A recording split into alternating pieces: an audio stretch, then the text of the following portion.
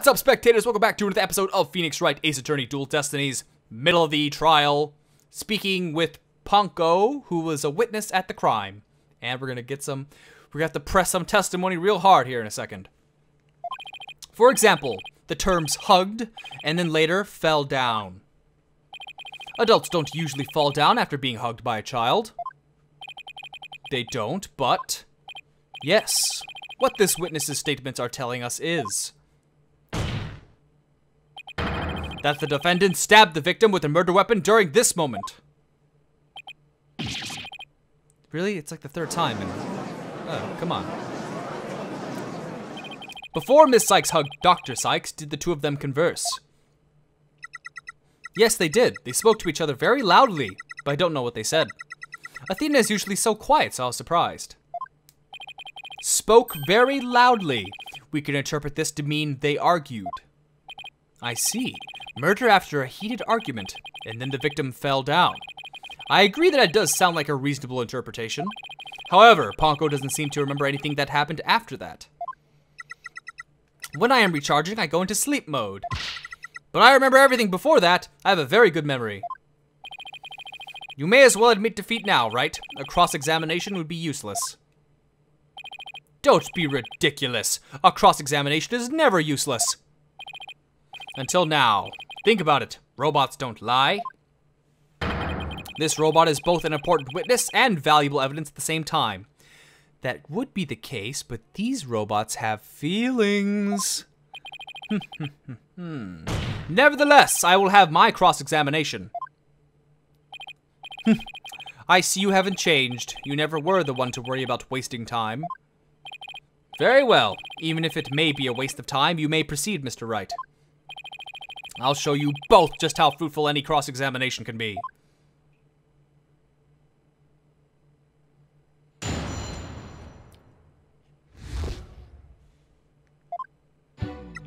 I went to the robotics lab at about 2 p.m. for my regular recharge. Hold it! Your regular recharge? What is that exactly? I have to refill my battery's power or else I stop working. I go to the lab to do that. So that recharge occurred at around 2 p.m. around the time of the murder?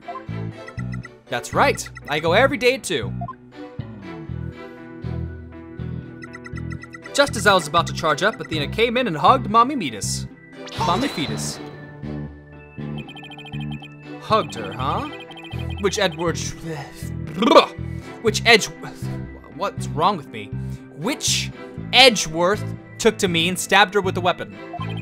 You said the two of them were talking before Miss Cykes hugged her mother, is that right? Yes, they were talking very loudly, but I couldn't tell what they were saying. Couldn't tell? Even though they were speaking so loudly. I'm only allowed to listen to voices that are directed at me. If it listened to every voice, it would be little better than a mobile eavesdropper. Well, that explains why some of Ponko's testimony is so vague. It's a shame that our little friend wasn't listening in, however. We could have learned what they were talking about just before Dr. Cykes was killed. Now then, what happened after that? And then Mommy Fetus fell down. After that, I was recharging, so I don't know anything. Hold it! I don't want to delve too deeply here, but could you tell us how the victim appeared and acted at this moment? Mommy Fetus was very surprised when she was hugged. I heard her heart pound. Her heart? Mr. Wright, have you forgotten about this document we found in the robotics lab? These robots have a heartbeat detection system. Now that he mentions it, I do remember reading something like that there. They detect the presence of people by the sound of their heartbeats. Hold on, let me see here. Scanning their space uniform jacket ID tag, facial features. Okay, but wait a minute. That means if Dr. Cykes really did die at this moment, then her heart wouldn't be beating. How was Dr. Cykes after she fell down? Could you still hear the sound of her heartbeat? Let's see. The moment she fell, her heart was pounding. After that, I don't know. I started recharging just then. You're useless, Ponko! Of all the unlucky timing, if you had heard anything after that, it could have possibly prove that the hug wasn't actually the moment of the murder. I had something in my eye and I started rubbing it and now it really burns. Ah! I can't take my glasses off because my headphones are tight on my head and my eye burns. I'm sorry. I'm very sorry. I'm afraid I don't know. I'm very sorry. The robot is designed to go into sleep mode automatically, so it can't be helped. But it does appear it detected an increased heart rate at the moment of the stabbing. After Mommy Meatus's heart started pounding in surprise, she fell by the window. It was the round window on the workbench side of the room. The workbench. Ponko must be talking about that table to the right of where the giant robot is now. Is there something critical in Ponko's... There is, but I don't know what it is yet. Your Honor, I believe this statement is critical. I'd like it added to her testimony. Very well. Ponko, could you please add that statement to your testimony? That's a good little girl. Let's see, she fell down on the workbench side of the room. I don't... Wait, is that the same statement? Hold on. Nope, that's not it. Hold on. Something about this needs presenting.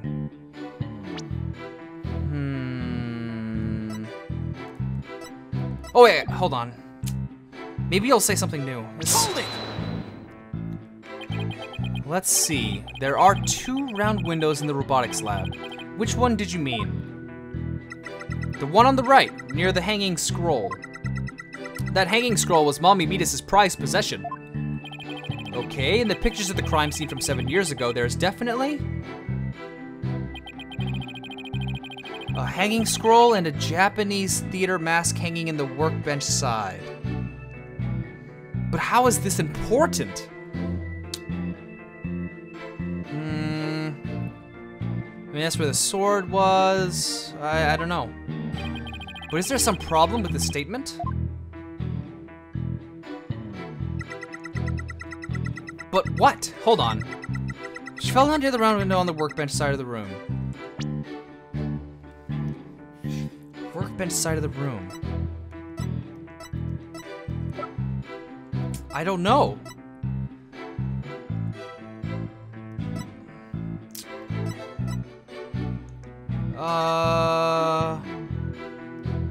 No, this doesn't help me.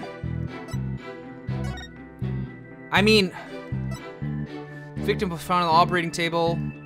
I mean, it shows that she wasn't murdered here. Is that what they're talking about?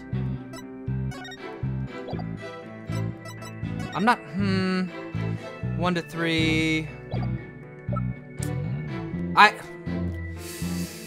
That's the best thing I can come up with for now. Objection! And I guess it is important then, okay. Your statement may have just inspired a breakthrough. I was helpful? Hooray! I'm so happy! Just to be sure, let's go over it again, okay? The victim fell near the window on the workbench side of the room. However,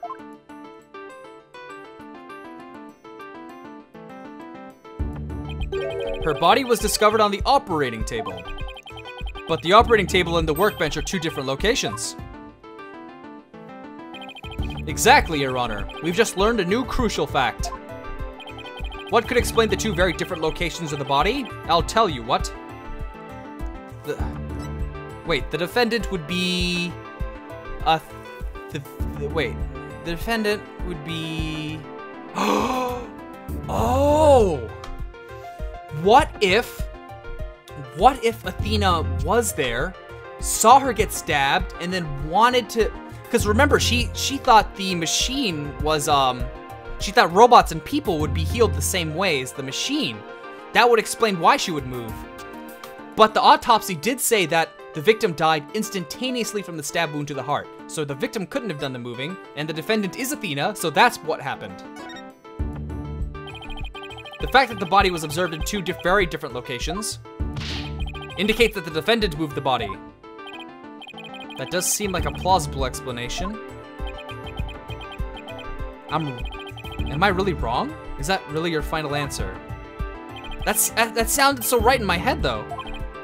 He's right, a little kid couldn't possibly move an adult body like that. And the last thing I want to do is cast more suspicion Athena's way.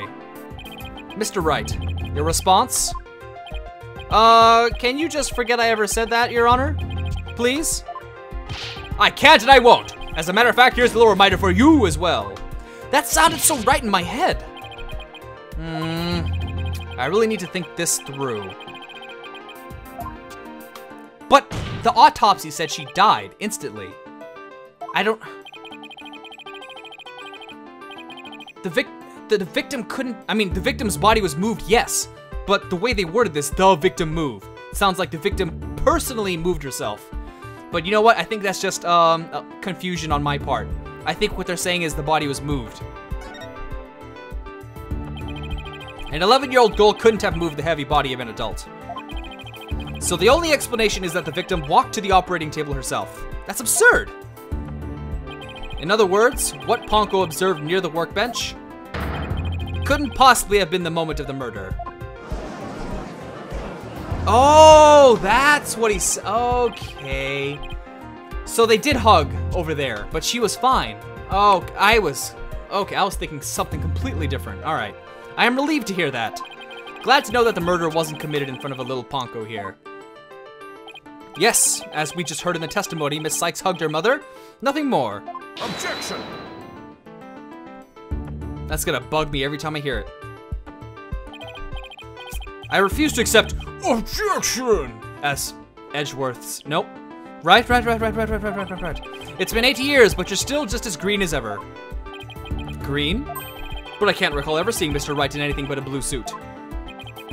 Hey, blue's my favorite color. What can I say? Except there was the imposter in the second or third game, I think the second game, that had the biker guy with the red face. Didn't he wear a red suit when he impersonated Phoenix? Okay. I don't know. If the defendant couldn't move the body herself, she could have had it moved for her. But Miss Cykes and Dr. Cykes were the only ones there. I agree. Since this robot is equipped with a heartbeat detection system, it would have been aware of another person's presence if someone else had been there. We can therefore conclude that the defendant and the victim were the only ones present. Then who do you suggest moved the body? Don't you know it's in the nature of a robot to help people do things? Miss Ponko, allow me to ask you a question. My name is Ponko. Say it with me. Ponko. I believe you said you were cleaning after Dr. Cykes fell down. Did you happen to move something large onto the operating table? Yes, I did. Athena asked me to. Athena asked you to. And what did you move, little Ponko?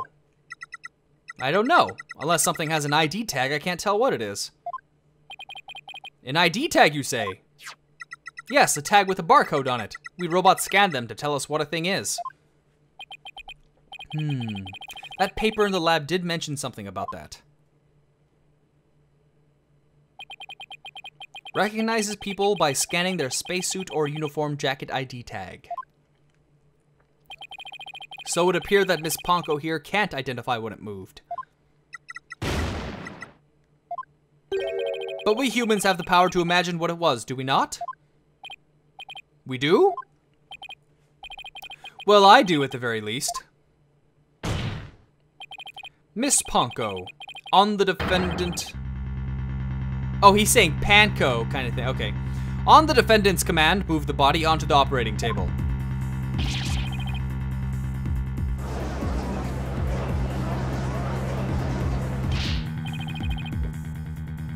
Ponko, did you really move Dr. Cykes' body? This is really important. Isn't there any way you can tell? I don't know. Without an ID tag, I can't tell. Give it up, Wright. If the victim's heart was stopped, the robot's detection system would be useless. Furthermore, Dr. Cykes usually wore her white coat while she was working. She kept the jacket with her ID tag on it draped over a chair in the robotics lab. And only wore it for special occasions. In other words, the victim wasn't wearing her ID tag at the time. That's not true. If it was on her blue jacket, There's a tear in her jacket in the museum. Aha! From the robot's point of view, her body was simply just another object. Objection! But Ponko is equipped with a facial recognition system. If she really did move the victim, she would have recognized the body as Dr. Sykes. But she didn't. So that means... Objection! A face can easily be covered with a piece of cloth, a mask, or anything else for that matter. With her facial features hidden, the robot wouldn't be able to tell it was Dr. Sykes. He's right. To summarize, Miss Sykes stabbed her mother near the workbench, then using the robot, she moved the body to the table, where she removed her the sword and was stained in blood.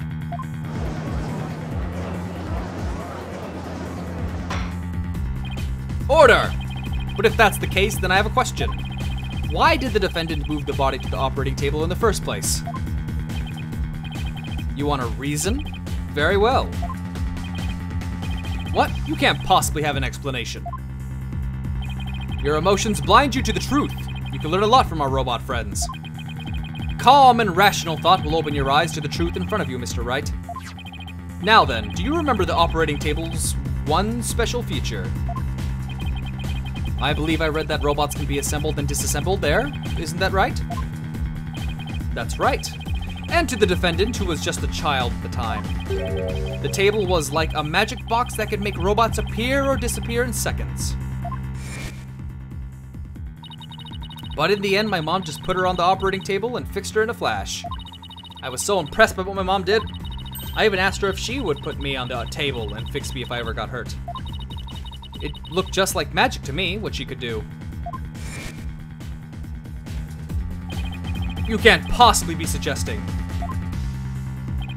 This young, sheltered girl had a difficult time distinguishing robots from people.